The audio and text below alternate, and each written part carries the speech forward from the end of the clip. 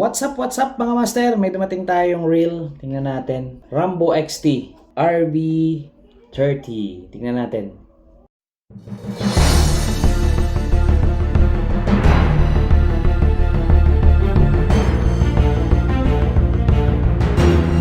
Tingnan natin. Unbox natin. Bagong reel.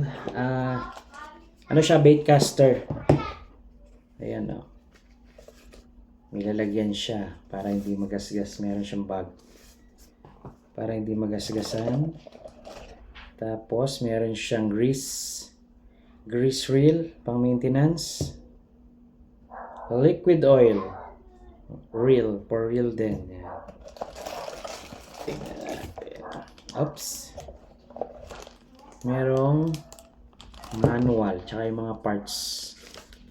Paano mo i-assemble pagka i-repair mo. Ayan. Ayan. Ayan. Yung pag babaklasin mo tapos bubuuin mo ulit. Ayan. Assembly name, line spool, backlash, clutch function, drag force adjustment, brake force setting, maintenance, at saka mga notes. Ayan. So, ito yung pinakang reel. Rambo. Alam niyo mga master, malaki siya, no? Kasi marami akong nakikita mga baitcaster. Parang hindi ganito kalaki. Parang mas malaki to. Bigat pati niya. Ayan. Tapos yung handle niya, naka power knob na. So, okay din yung kulay. Parang dark gray. Ayan. Ito yung kanyang brake. Tapos, ito yung sa adjustment niya. Yung ibang brake, parang nabubuksan dito. Napapanood ko sa ibang nagbablog. Nabubuksan to. Baka nabubuksan din to. Hindi kasi ako marunong gumamit nito. Maganda siya mga master. Ano siya? 1,900 plus. Mga ganun. Lalagay ko dyan sa screen yung link sa Shopee. Ayan. Paparapol natin to or bibenta natin. Gusto ko sanang mag-aral ng baitcaster. Kaso nalalakihan ako sa kanya. Ang laki niya. Gusto ko yung maliit lang. Pang ano to pang heavy ata to So ayan. Ito yung pang ano niya, adjustment ng drag. Ayan. Ayan. Yung spool niya malalim malaki. Malaki yung spool niya malalim. Hindi katulad ng ibang mga baitcaster. Maliliit lang yung spool.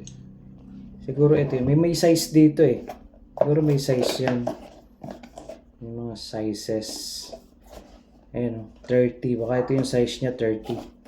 Hindi ako masyadong sa baitcaster. So ayan. 6 ball bearing. Yan. Kensi Rambo XT. Sa mga gustong bumili, lalagay ko dyan yung link. Baitcaster. Medyo mahal-mahal din. 1,920 something, mga ganun. Ayan.